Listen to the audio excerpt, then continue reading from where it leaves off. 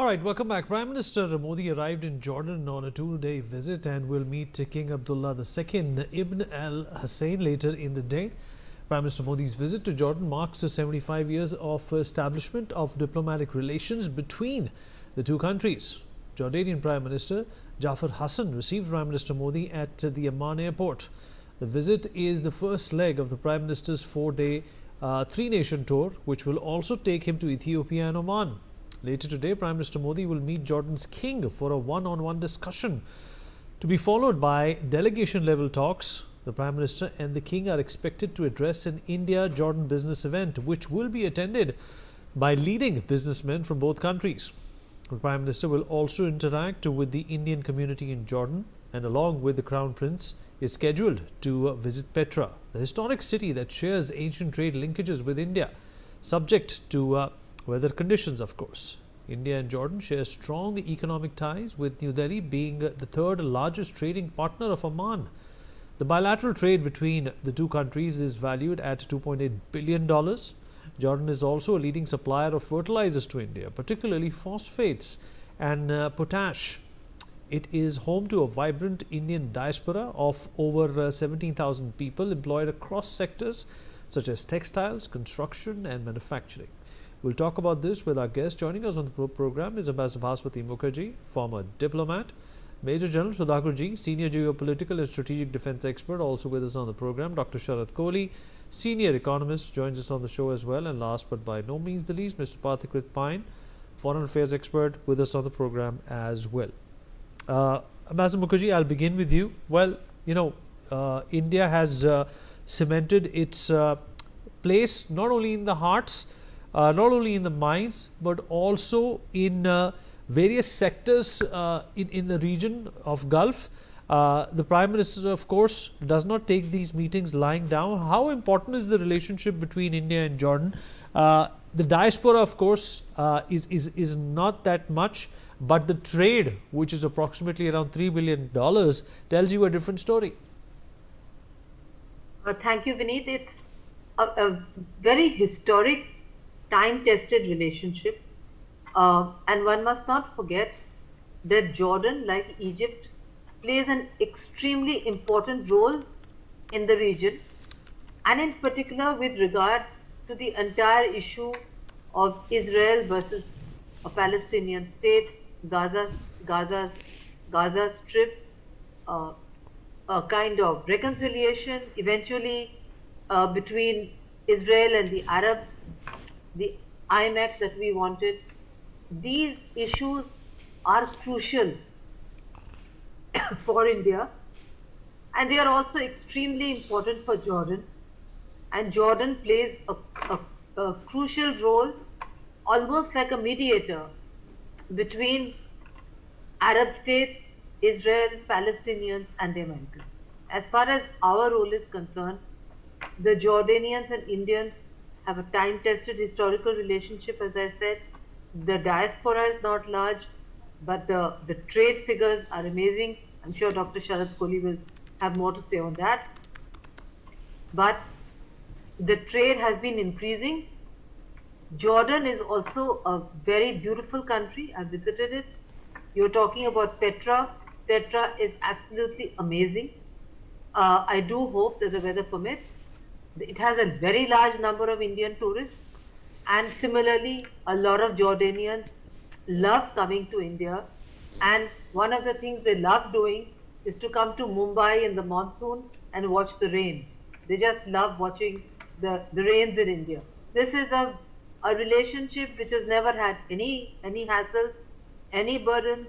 They've been very supportive to us, and it is important for an Indian Prime Minister to visit such countries once in a while, to cement that relationship between the Arabs and us, which is time-tested. We've had a relationship, for instance, between Oman and India going back millennia, with the monsoon winds pushing the boats back and forth from Oman to the coast of India and back. Similarly with Jordan, and Jordan actually, in a way, is key to having an eventual reconciliation between Israel and Palestine because both sides listen to Jordan implicitly, because the Jordanians actually hold the key to reconciliation, just like Egypt. And so, if you look at the map of where Jordan and Egypt are situated vis-a-vis Israel and the Gaza Strip, you would realize, as our audience should, that these two states, and particular Jordan, plays a very important role if you're going to eventually have reconciliation and hopefully restored diplomatic relations with all Arab states and Israel. This would enable India to benefit because what we had expected from our G20 summit, it seems such a long time ago because it happened at a time when we thought reconciliation was happening and it all got pushed back. But now it seems as if it's warming up, and the countries that he's visiting, that is to say, Jordan and Oman, these are states which play an extremely important role apart from Ethiopia, because Ethiopia again plays a very important role between Arabs, Africans, and us. So, very important visit, Vineet. And we look forward to seeing the results which will come out of that business council meeting, where there's a huge business delegation on both sides going to meet and see whether they can take the trade figures forward to an even larger bilateral trade relationship. Maybe even a trade agreement, an FTA. One never knows, because we are now have a new approach to free trade agreements. You're absolutely right, ma'am. And then, Sudhakarji, coming to you as well. Jordan, sir, is strategically located. It's on the crossroads of the Middle East. It's known for its political stability, its diplomacy.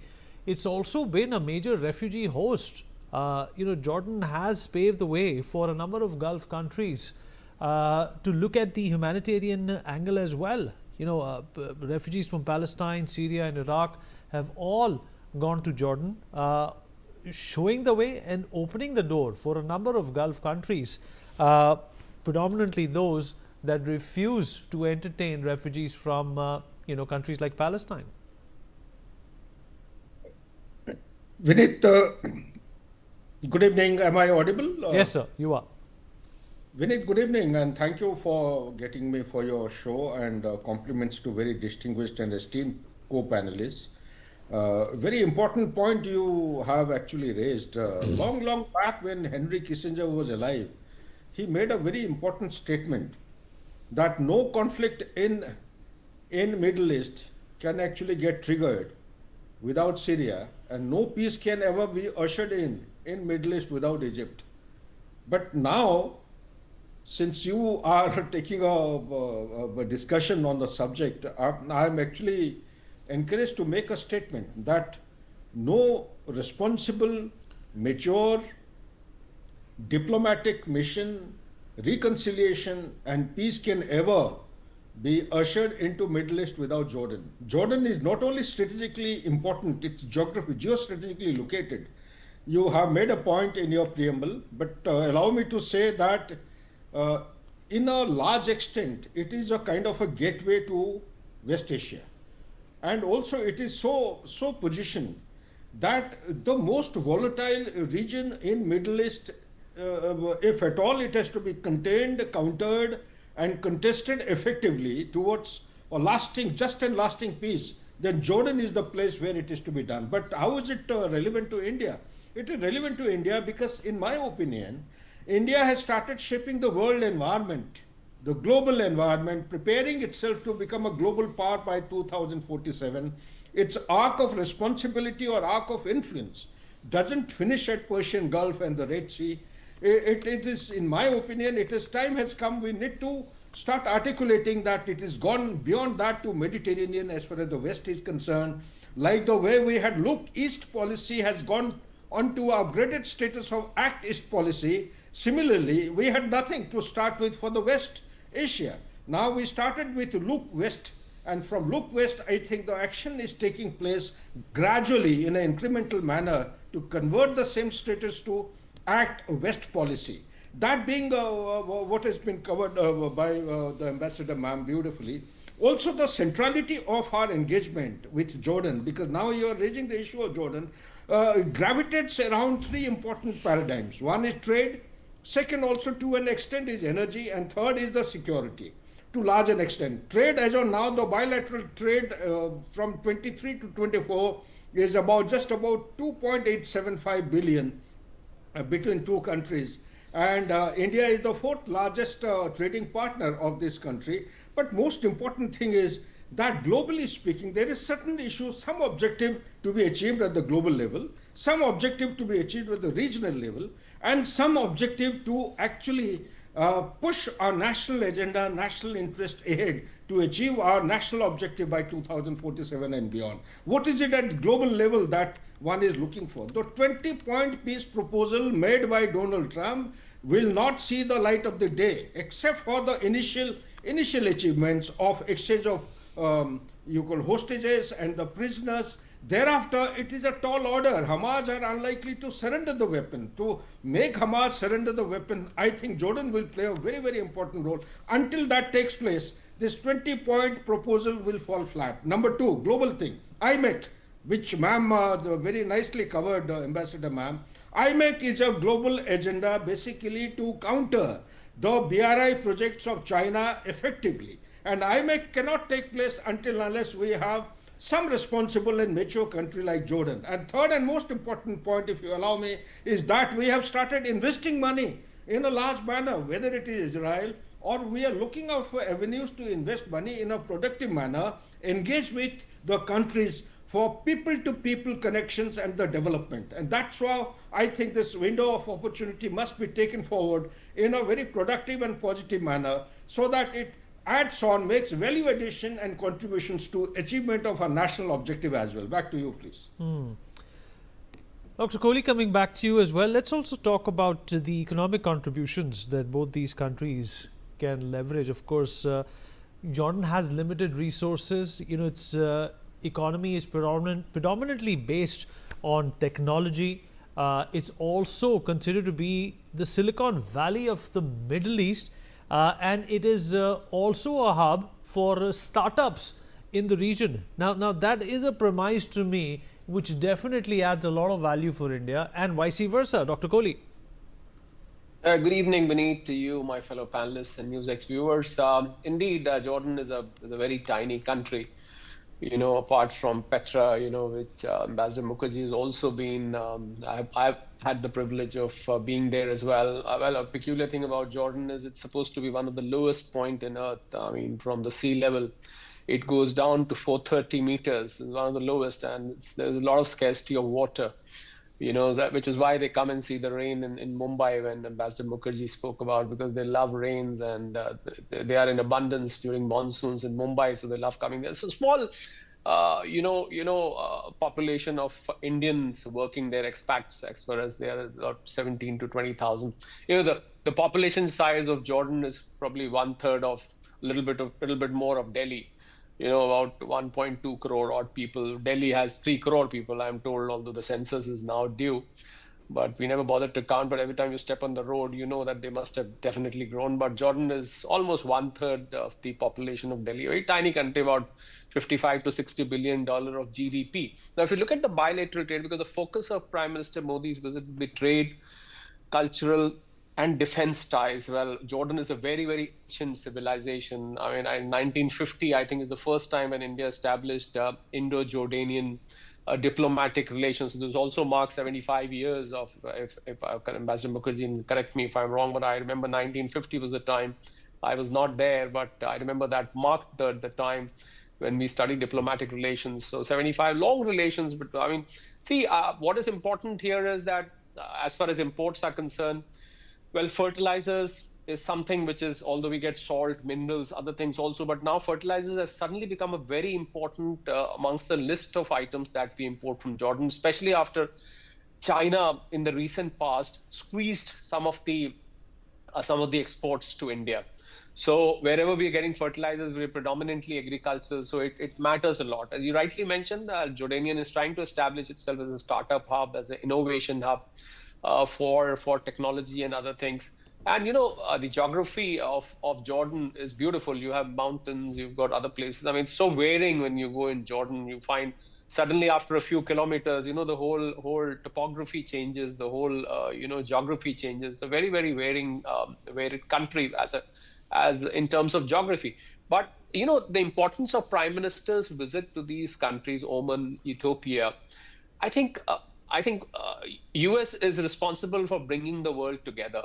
And suddenly these small country visits have become so relevant, so important in binding the world together. Ever after the so-called superpower, honestly speaking, I don't consider it a superpower anymore because it's hollow in terms of economy right now.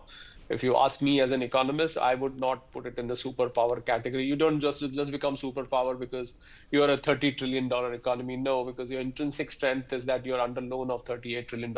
Anyway, that's besides the point. But I think it has helped in binding the world together, making these small visits. Prime Minister has gone on an invitation, which is long due.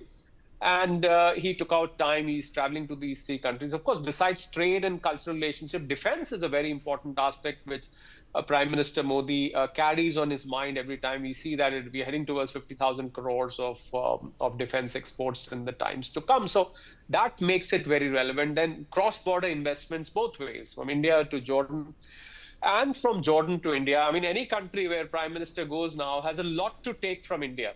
I mean, India, of course, has something to take from them, but they have a lot to take from India. Look at the size of Indian middle class and the market which India provides to any Jordanian investor, any Jordanian company which would like to set up shop there. So I think a very interesting visit, and I think a very useful one too. Oman, of course, we'll come on to that. I'm sure you're going to run more shows as he reaches Ethiopia and as he reaches, Oman as well. So it'll be good to analyze country by country. Although I was seeing the combined GDP of all three countries, for the sake of mentioning it, is barely about 275 to 300 billion dollars. All three combined together, as compared to India's $4 trillion. So you can see what kind of welcome Prime Minister Modi is going to get. He gets that welcome anyway.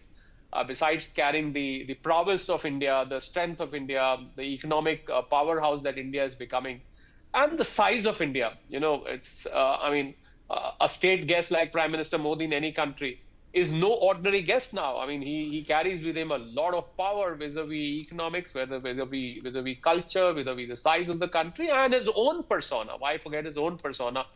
He maintains one-on-one relationships with the heads of state. So I think very strategic visit. And I'm sure one of the declarations I'm expecting, Vineet, of the Indo-Jordanian, once the visit concludes and the dialogues conclude, is setting the target for Indo-Jordanian trade. First target would be $5 billion, and the next target would be $10 billion. And I'm very hopeful that $10 billion would be on the map as a joint declaration comes in a day or two. Vineet, over to you. All right, Pathikrit, your assessment of what's happening over here. And of course, let's not forget that Jordan has been a country which has been the center of semblance when it comes to either conflicts or issues in the Middle East, and it continues to be so. Despite not having too many natural resources, it's been able to hold its own and exert pressure wherever, whenever possible. Well, Vineet, it is true that for a country like Jordan, it is not easy to, be what it is in Middle East. And so much goes for Oman as well. These are small countries. Sometimes they are squeezed between major powerhouses fighting their own battles out, but somehow these countries have survived and have carved out their own niche in this, challenging environment. I think the reason why Prime Minister Modi's visit in these three countries is important is because post the scenario of the tariffs being imposed by United States, I think there is this approach towards diversifying the trade basket and focusing on 40 odd other countries. And I think these countries fall into that realm very, very interestingly. Second, if you look at the MENA region, Middle East and North Africa, this region has been, the pivot of two things: the pivot of natural resources, the pivot of conflicts, and invariably the pivot of all kind of geopolitical games being played by major powerhouses, be it Western Europe or Russia or United States.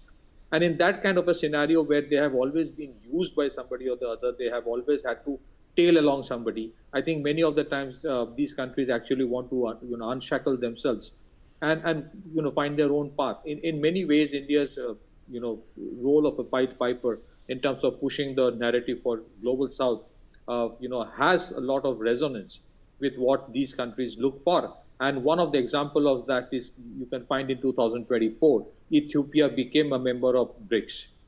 Similarly, this time when Prime Minister is going in Oman, the free trade agreement has been approved by the Union Cabinet. So I think one of the things among many that will be in focus is, I think, the pitch for many of these countries taking an active interest in BRICS. I think Oman, Jordan, I can't say that tomorrow onwards they will become part of BRICS, but they would invariably are showing today much more interest. Second, the possibility of a bigger free trade agreement with both Ethiopia and Jordan cannot be ruled out in near future, as Dr. Kohli also mentioned about larger trade. Third, and a very interesting thing, is about outbound Indian investments. See, for a $4 trillion economy, we cannot just harp around how much foreign direct investments we get every year. We also have to think about our outbound investment in other countries or foreign countries, primarily because it helps you to develop, number one, secure your own supply chains, and secondly, you expand and put your bases in different countries, because just as you want other countries to become part of your shared manufacturing growth metrics, they also want the same. So I think in many ways, India as a country which has never tried to push politics with any kind of aid, which has never tried to put any country into debt trap, I think India fits in the bill for countries like Ethiopia, which are looking at a new growth dynamics, because their young generations do have aspirations. Likewise, when it comes to Jordan, it is not an easy task to be a Jordan in the Middle East, where you have to have good relations both with Israel and at the same time with the Arab world, but somehow they are maintained. And yes, so in many ways, if you look at the challenges that are right now going on, Middle East is not at peace right now. I mean, it can erupt anytime. It can implode anytime all over again. There are conflicts going on in the entire North Atlantic region. So again, in the backdrop of such situations, I think India does play a role of a stabilizing factor, in the sense that, look, it is not necessary that you always have to take a side in a conflict. And I think it becomes very reassuring for smaller countries, which, number one, feel that they're always squeezed, which, number two, feel that multilateral institutions do not take into account their aspirations and challenges. And number three, I think they feel that nobody listens to them. They always have to listen to somebody, be it the US or the NATO or the others in the Middle East. So I think in a way, I think this visit, against the backdrop of all kinds of challenges all around, is very critical, because India goes ahead with a helping hand, because there are so many templates of development which India offers to these countries, whether you talk about the Jam Trinity or many other things in terms of governance through technology. And I think India also has a lot to get from many of these small countries. So I think it's a win-win situation, and I think it's as important as valid points assimilated by all our panelists. Unfortunately, we've run out of time, but thank you to everyone for participating. We'll take a short break on that note. Be right back.